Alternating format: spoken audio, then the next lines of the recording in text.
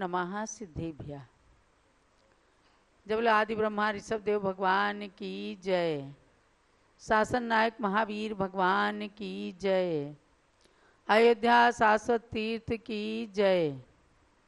परम पूज्य गणिनी प्रमुख श्री ज्ञानमती माता जी की जय। समय हो गया है और आप सभी जिज्ञासु भाई बहनों के लिए क्लास प्रारंभ हो रही है 6 ढाला की। सरस्वती नमस्तुभ्यं वरदे कामरूपिणी विद्यारंभं करिष्यामि सिद्धिर्भवतु मे सदा। सरस्वती सभा मध्ये सुलक्ष्मी ज्ञान रूपिणी कल्याणी सर्वलोकस्य माता ज्ञानमती मता। जलो द्वादशांगमयी सरस्वती माता की जय। सरस्वती की प्रतिकृति परम पूज्य गणिनी प्रमुख आरिका शिरोमणि श्री ज्ञानमती माता जी की जय। अब 6 ढाला की क्लास प्रारंभ हो रही है। 3 भुवन में सारे वीतराग विज्ञानता शिव स्वरूप शिव का नमः त्रियोग संहारिके। जय आत्म राम बोलो जय जय आत्म राम। जय आत्म राम बोलो जय जय आत्म राम। हर आत्मा में छिपा है भगवान। हर आत्मा में छिपा है भगवान। बोलो जय आत्म राम बोलो जय जय आत्म राम। भाव में भ्रमण की है लंबी कहानी काल अनादि से दुखी अज्ञानी। काल अनंत निगोद में बिताया जन्म मरण कर बहु दुख पाया। कैसे बने आत्मा भगवान।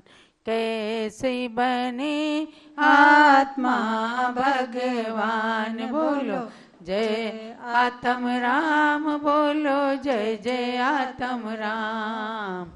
जय आत्म राम बोलो जय जय आत्म राम।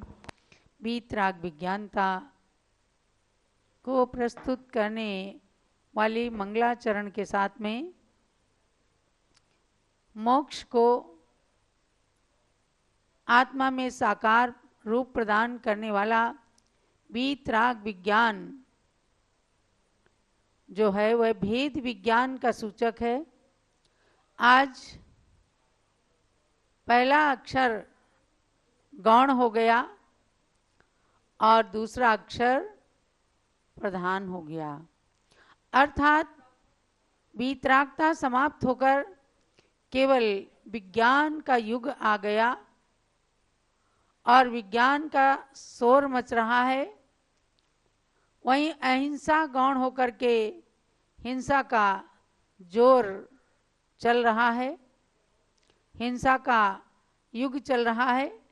ऐसे में भी सम्यक ज्ञान का प्रचार प्रसार करने वाले हमारे गुरुजन और उनकी वाणी सबके मन को शांत करने वाली है। पूर्वाचार्यों की वाणी के अनुसार 6 ढाला छोटी सी कृति है, लेकिन इसके अंदर आत्मा के सार भरे हुए हैं। अनादिकालीन संसार में भ्रमण की कथा को कहते हुए दुखों की श्रृंखला में निगोद की पर्याय से अपनी कहानी को शुरू किया गया। किस जीव ने यानी हम सब ने निगोद कि एक इंद्रिय पर्याय में नित्य निगोद के अंदर भी आयु बिताई, उसके पश्चात किसी किसी तरह करके 2 इंद्रिय, 3 इंद्रिय, 4 इंद्रिय की पर्यायों को प्राप्त किया। विकलत रहे अर्थात इंद्रियां पूर्ण नहीं हो पाई और दुख को सहन करता रहा।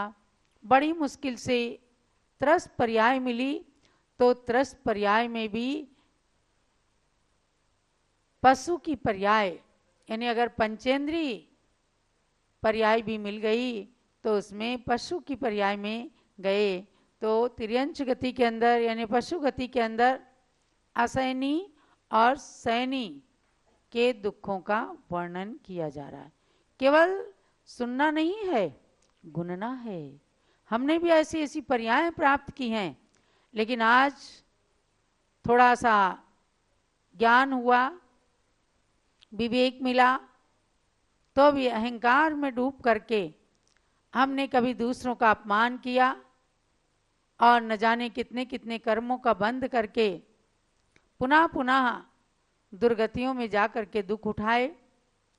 तो उसी श्रृंखला में छठी चौपाई के अंदर तिर्यंच गति के दुखों का वर्णन किया जा रहा है। कबहू पंचेंद्रिय पशु भयो, मन बिन निपट अज्ञानी थयो, सिंहादिक सैनी होय क्रूर, निबल पशु हति खाए भूर। सब लोग एक साथ बोलें स्वर में।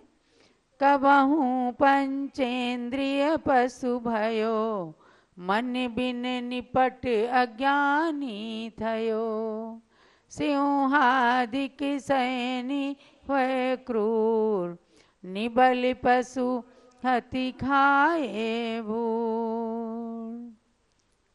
यानी कि पाप कुछ मंद हुआ, 2 इंद्रिय, 3 इंद्रिय, 4 इंद्रिय की पर्याय से क्रम से पंचेंद्रिय में भी पहुंच गए तो पशु हो गए। पंचेंद्रिय पशु होकर के अगर असैनी हो गए, सैनी असैनी पंचेंद्रिय के 2 भेद हैं, सैनी और असैनी। ये पशुओं में, मनुष्य तो सैनी ही होता है, पशुओं में सैनी और असैनी माने संगी और असंगी। तो जिनके अंदर शिक्षा उपदेश ग्रहण करने की शक्ति होती है, मन होता है, वे सैनी संगी प्राणी कहे जाते हैं। और जिनके अंदर शिक्षा और उपदेश को ग्रहण करने की शक्ति नहीं होती, उन प्राणियों को असैनी असंगी कहा जाता है। तो उनमें कोई कोई सरीसृप माने पानी में रहने वाले, कोई कोई सांप और कोई तोते, इनको असंगी भी माना है कि ये मन रहित होते हैं। ऐसे में इन्हें हित अहित का विवेक नहीं रहता। तो कहा कि तब मन के बिना निपट अज्ञानी, निपट अज्ञानी माने केवल अज्ञानता ही रही। कहते ना, ये तो निपट मूर्ख है, माने केवल मूर्खता ही इसके पल्ले पड़ी है। तो निपट अज्ञानी रहा, माने कोई ज्ञान नहीं मिला, और ज्ञान प्राप्त करने का जो सबसे बड़ा निमित्त था मन, वह मन ही नहीं है। तो मन के बिना ये जीव करता क्या? अज्ञानी ही अज्ञानी रहा, और कभी सैनी भी हो गया तो सिंहादिक सैनी होए क्रूर, सैनी भी हो गया, संगी भी हो गया तो सिंह बन गया। कभी अजगर सर्प बन गया, न जाने कितनों को निगल लिया, न जाने कितनों को खा लिया, न जाने कितनों को मार दिया। तो निबल पशु हति खाए भूर, बहुत सारे पशुओं को जो निर्बल थे बेचारे, अपनी रक्षा स्वयं करने में तत्पर नहीं थे, इन बड़े पशुओं से अपने सुरक्षा नहीं कर पाते थे, ऐसे निर्बल पशुओं को मार मार करके खाया। तो ये किसकी परिणति बता रहे हैं? ये पशुओं की प्रवृत्ति बता रहे हैं, जो रात दिन हम देखते हैं अपनी आंखों से। कई बार लोग चारों गतियों के अस्तित्व को नहीं स्वीकार कर पाते और कहते हैं यही तो नरक है, यही स्वर्ग है। अरे भैया, 4 गति हैं, तिर्यंच गति, नरक गति, देव गति, मनुष्य गति। तो आप मनुष्य गति और तिर्यंच गति को देख ही रहे हो। जब 2 गति और 2 गतियों में प्राप्त होने वाले दुखों को, सुखों को, उनकी जिंदगियों को देख रहे हैं, तो तीसरी और चौथी गति कहाँ चली जाएगी? ये जीव कहीं से तो आया है। कोई देव गति से आते हैं, अच्छे अच्छे परिणाम होते हैं। हर वक्त जो संक्लिष्ट रहते हैं, दूसरों को संक्लेश में करते हैं, कहते हैं क्या नरक से आया है क्या? यानी वहां निरंतर संक्लेश में ही जिया, तो किसी तरह से मनुष्य गति भी प्राप्त कर ली, तो वहां भी आकर के शांति की अनुभूति नहीं कर पाता, ना दूसरों को शांत रख पाता है, ना देख पाता है। ऐसे जीवों के लिए कह दिया जाता है, जब ज्यादा दुख होता है तो नरक जैसी वेदना है, कह देते ना, नरक जैसी वेदना है। लेकिन ये नहीं मालूम कि नरक में वेदना है कैसी। जब आगे पढ़ोगे ना, 1000 बिच्छू डस लें तो भी उतनी वेदना नहीं होगी जितना नरक की भूमि को स्पर्श करने में होता है। लेकिन जब जीव ज्यादा दुखी हो जाता है तो कहता है पशु जैसी जिंदगी है, नरक जैसा दुख है। कह देते हैं बिगड़ते पापों कामों को देख करके और बहुत सुखी है, तो कहते देखो स्वर्ग जैसा सुख है। आज हमारे डॉक्टर जीवन प्रकाश जी जब हस्तिनापुर से आए तो ज्ञानमती माता जी से कह रहे थे, माता जी स्वर्ग जैसा सुख है हस्तिनापुर में, जम्बूदीप स्थल का कण कण एकदम स्वच्छ सुंदर हरियाली, जिन मंदिर आभा को बिखेर रहे हैं, पॉजिटिव ऊर्जा ही ऊर्जा जहां से निकल रही है, ऐसे स्थान को किसने बनाया है? ज्ञानमती माता जी ने तो बनाया। और उसे किस सुख की अनुभूति करा रहे थे कि ज्ञानमती माता किसी तरह से वहां की परमाणुओं से पुनः आकर्षित हो जाएं और हस्तिनापुर चलने की बात कर दें। लेकिन अयोध्या की भूमि पर रहकर पूज्य माता जी क्या कहती हैं? अयोध्या तो साक्षात स्वर्ग की अनुभूति कराने वाला है, जहां अनंत बार स्वर्गों से देव आए, इंद्र आए, और उस जमाने में कभी स्वर्ग और धरती का तांता लगा हुआ था, एक दूसरे का लिंक जुड़ा रहता था हर वक्त। जब भगवान जन्म लेते थे ना, इंद्र भी आते थे, देव बालक बन के आते थे, भगवान के साथ खेलते थे, सारा एकदम स्वर्ग से समझो सबकी रिश्तेदारी बनी रहती थी। पालना भी झुलाना हुआ, सौधर्म इंद्र आता, खेलना हुआ, सौधर्म इंद्र इंद्राणी भी बालक का रूप बना लेते, और अयोध्या के बालकों के साथ और भगवान बालक के साथ में खूब खेल खेला करते थे। ऐसे स्वर्ग की सुख को आज इन्होंने, ज्ञानमती माता जी ने अपने मन से देखा है। आंखों की चक्षु से तो जो सामने होता वो देखा जाता है, लेकिन मानसिक चक्षुओं से वहां के अंतस को देखा जाता है। अंतस की कुंडली कहती है कि यहां तो अनंतों बार देवता आए।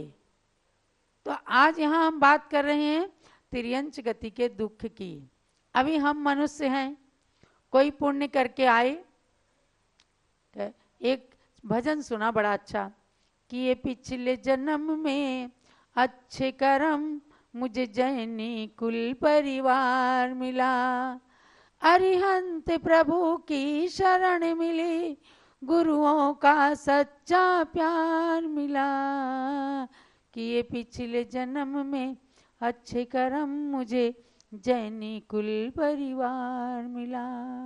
यानी बड़ी दुर्लभता से ये मनुष्य पर्याय मिली है। तो इन पशुगति के दुखों को सुन सुन करके, पढ़ पढ़ करके हमें मन के अंदर चिंतन करना है और चिंता भी करना है कि अब ये पशु पर्याय ना मिलने पाए। कैसे मिलती है पशु पर्याय? भाई दुख तो हैं, दुख अपन सामने देखते हैं कि मारा जाता है, पीटा जाता है, स्लाटर हाउस में ले जाकर उन्हें काट दिया जाता है, मार दिया जाता है, कितने दुख हैं। लेकिन ये पर्याय मिलती कैसे है? माया तैर्यज्ञोनस्य, तत्वार सूत्र में सूत्र पढ़ते हैं ना, मायाचारी करने से तिर्यंच योनि मिलती है। ये प्रमुखता की दृष्टि से है। लेकिन और पापों को, जो दूसरे की हिंसा करेंगे, दूसरे पशुओं को मारेंगे, आगे जाकर पशु बन करके वे अपने को मारते हैं। और जो पशु बन करके पुण्य करते हैं वो आगे जाकर देवता बन जाते हैं। आचार्य समंतभद्र स्वामी ने कहा, अरहत चरण सपर्या महानुभावम महात्मनाम अवदत् भेकः प्रमोद मत्ता कुसुमेनैकेन राजगृहे। एक मेढक ने अच्छा कार्य किया तो उसको महावीराष्टक स्तोत्र में भी कह दिया, प्रमुदित मना दर्दुर है मेढक के लिए। और समंत भद्राचार्य जैसे महान आचार्य ने भी कहा कि अरहत चरण सपर्या, जो अरहंत भगवान के चरण की पूजा करने चला, महानुभावम, ऐसे मेढक को कहा महानुभाव, यानी उसके भाव तो महान थे। महात्मनाम अवदत्, जो महात्माओं के द्वारा भी जिसके लिए कहा गया। भे कहा माने एक मेढक, प्रमोद मत्ता, खुशी मन से खूब सबको देख रहा था कि कहीं जा रहे हैं हाथ में थाली वाली लेकर के। समझ में आया कोई महापुरुष आए हैं, उनकी पूजन के लिए जा रहे हैं, क्योंकि पूर्व जन्म में वो भी सेठ था, पत्नी के मोह में मर करके बावड़ी में मेढक हुआ था। उसने बावड़ी से एक कमल का फूल ले लिया, बेचारा कोई सामग्री और तो ले नहीं सकता था, तो उसको ले करके अपने मुख में दबा करके चला और बीच में ही श्रेणिक राजा के हाथी के पैर के नीचे मर गया। उसकी मृत्यु हो गई, भक्ति अधूरी रह गई, लेकिन मन में प्रमोद था, मन के अंदर भक्ति की भावना थी, तो मर करके एकदम जाकर के देवता बन गया और महावीर के समोसरण में जाकर उसने अपनी भक्ति को पूरी कर लिया। देवता के रूप में आके खूब नृत्य किया, सारी सभा बैठी है समोसरण में, ये कौन सा देवता है, इसकी कुछ एक्स्ट्रा ऑर्डिनरी भक्ति है। तो श्रेणिक ने पूछा, भगवान इसने अपने मुकुट में मेढक का चिन्ह क्यों बनाया हुआ है? भगवान ये कौन सा देवता है, कहाँ से आया है? तभी भगवान की दिव्य ध्वनि घिरी और गौतम गणधर स्वामी ने बताया कि राजन, अभी अभी आपके हाथी के पैर के नीचे मरा है ये मेढक और देवता बना भगवान की भक्ति के कारण, और ये अब प्रमुदित होकर के यहाँ आया है, अपनी भक्ति को प्रदर्शित करने के लिए आया है। एकदम देख करके भी सब लोग आश्चर्यचकित रह गए। एक मेढक भी अगर भक्ति करता है तो देवता बन जाता है, और अगर पशु बन करके वह दूसरे पशुओं को खाता रहता है तो वह आगे अपनी भव की संतति को हमेशा बढ़ाता रहता है। शेर के रूप में महावीर थे एक दिन, भगवान महावीर भी एक दिन सिंह की पर्याय में थे और एक हिरण को मार करके जंगल में खा रहे थे। तब मुनिराज ने संबोधित किया कि अरे सिंहराज, तू अहिंसा का अवतार होने वाला है, कहाँ हिंसा कर रहा है, पशु को मार के खा रहा है, ये तेरी परिणति नहीं है। वीर महावीर बोलो जय जय महावीर, वीर महावीर बोलो जय जय महावीर। शेर था एक जंगल का राजा, उसको डर न किसी का भी था, उसको डर न किसी का भी था। वह क्या जाने पर की पीर, वह क्या जाने पर की पीर। बोलो वीर महावीर बोलो जय जय महावीर, वीर महावीर बोलो जय जय महावीर। महावीर की पिछली पर्याय में शिव ने एक हिरण को मार करके उसका मांस भक्षण कर रहा था, तभी आकाश मार्ग में स्थित मुनियों ने उसे संबोधित किया और तुरंत संबोधन को प्राप्त हुआ। उस सिंह को जाति स्मरण हो गया पूर्व जन्मों का, और उसने सोचा मैंने कितने कितने दुखों को उठाया है और अब मुझे मुनिराज का संबोधन मिला है, आगे मेरी गति सुधरने वाली है। तुरंत उसने आंखों से आंसू बहाते हुए मुनिराज के समक्ष शांत भाव से एकदम व्रतों को ग्रहण करता है।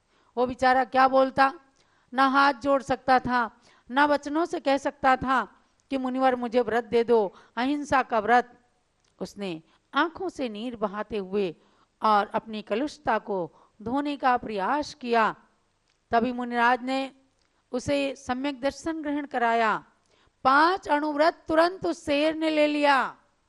आज मनुष्य को लेने में हिचकिचाहट होती है, लेकिन पशु ने कुछ नहीं सोचा, उसने अणुव्रत ले लिया। मुनिवर बताते हैं अब तो अहिंसा का पालन करेगा, अब तो कोई झूठ नहीं बोलेगा, कोई चोरी नहीं करेगा, किसी प्रकार का कुशील नहीं, कोई परिग्रह नहीं धारण करेगा। एकदम शेर शांत होकर के और बस आंखों से आंसू बहाता है कि मुनिवर मुझे सब कुछ स्वीकार है। और वो निराहार रह करके कुछ दिन जब तक शक्ति रही पत्ते खाता रहा, जंगल के सूखे पत्ते सेवन करता रहा, लेकिन उसके बाद धीरे धीरे उसका शरीर कमजोर हो गया और उसने अपने प्राण छोड़े और जाकर के देवता बन गया। बस वहीं से शेर का उत्थान प्रारंभ हो गया। उसके बाद 8 भव के बाद जाकर के वह शेर महावीर बन गया। भगवान महावीर का चिन्ह क्या है? शेर का चिन्ह है। शेर जैसा दहाड़ा भगवान महावीर ने कि अगर जीवन का उत्थान करना है तो जियो और जीने दो। किसी के साथ अपमान के शब्द मत बोलो, किसी का दिल मत दुखाओ, किसी की हिंसा मत करो। भाव हिंसा, द्रव्य हिंसा, 2 तरह की हिंसा है। हमने सोचा कि इसको मैं मार दूं, वो नहीं मरा, हमने मारा भी नहीं, लेकिन भाव हिंसा हो गई। और द्रव्य हिंसा तो कर देना, मार देना, साक्षात द्रव्य हिंसा है। इन सब बातों को जान करके, सुन करके, और हम पशु ना बनने पाए, असहनीय ना बनने पाए। आज हमें मनुष्य की पर्याय में मन भी मिला है, तन भी मिला है, वचन भी मिले हैं। तो मन वचन काय तीनों योगों को संभाल करके आज वीतराग विज्ञानता को नमन करते हुए, और एक दिन भगवान से हम प्रार्थना करें कि हमारे जीवन में भी एक दिन वह वीतराग विज्ञानता यदि आंशिक रूप में भी प्रकट हो गई तो निश्चित रूप से ये जीव भेद विज्ञान, आत्मा भिन्न है, शरीर भिन्न है, उसका अनुभव करता हुआ अपने पर्याय को सार्थक करेगा। आज के स्वाध्याय का यही सार समझना कि तिर्यंच गति के दुखों को भी हम सब ने भी भोगा है। ये एक व्यक्ति की कहानी नहीं है, एक पशु की कहानी नहीं है, हम सब की कहानी है। और आगे ये कहानी किसी तरह से पूर्ण हो जाए और हम अब आगे पशुगति में ना जाने पाए, यही सार है। जावाणी के ज्ञान ते सूझे लोकालोक, सोवाणी मस्तक चढ़ो सदा देत हूँ धोग। हे जिनवाणी भारती तोई जपूं दिन रैन, जो तेरी शरणा गए सो पावे सुख चैन। जलो द्वादशांगमयी जिनवाणी माता की। अब आचार्य श्री के चरणों में अर्घ और पूज्य माता जी की पूजन। प्रथमाचार्य शांति सागर के पद में अर्घ्य समर्पण है। वीर सिंधु अरुणेमि सिंधु आचार्य के पद का अर्चन है। परम तपस्वी तीनों गुरु शिव पद साधक कहलाते हैं। इन पद में चंदनामति हम अर्घ्य कथाल चढ़ाते हैं। ओम ह्रीम श्री शांति सागर वीर सागर नेमि सागराचार्य त्रैवणेन्द्रेभ्यो अनर्गत प्राप्ति अर्घ्यम निरुपामते स्वाहा। जो लो परम पूज्य गणनी प्रमुख श्री ज्ञानवती माता जी की जय। ज्ञानमती को नित नमो, ज्ञान कली खिल जाए। ज्ञान ज्योति की चमक में जीवन मम मिल जाए। ओम ह्रीम गणनी प्रमुख श्री ज्ञानवती माता अत्र अवतारोत्तर संवत्सर अहोननम अत्र तिष्ठ तिष्ठ ठा ठा स्थापनम अत्र मम सन्नितो भव षट सन्निधिकरणम स्थापनम। क्षीरोदधि जल लायके करूं चरण त्रयधार, ज्ञानमति गणने प्रमुख करो मुझे भव पार। ओम ह्रीं गणे प्रोसी ज्ञानवती मात्रे जलम निरुपामिति स्वाहा। चंदन घिस कर्पूर संचर चूमा पदसार, ज्ञानमति गणनी प्रमुख करो मुझे भव पार। ओम ह्रीं गणे प्रोसी ज्ञानवती मात्रे चंदनम निरुपामिति स्वाहा। तंदुल धवले अखंडले अर्पु सदा सुखकार, ज्ञानमति गणनी प्रमुख करो मुझे भव पार। ओम ह्रीं गणे प्रोसी ज्ञानवती मात्रे अक्षतम निरुपामिति स्वाहा। पुष्प सुगंधित थाल भर अर्पों पद सुखकार, ज्ञानमति गणनी प्रमुख करो मुझे भव पार। ओम ह्रीं गणे प्रोसी ज्ञानवती मात्रे पुष्पम निरुपामिति स्वाहा। नैवेद्यों का थाल भर चरण चढ़ाऊं आज, ज्ञानमति गणनी प्रमुख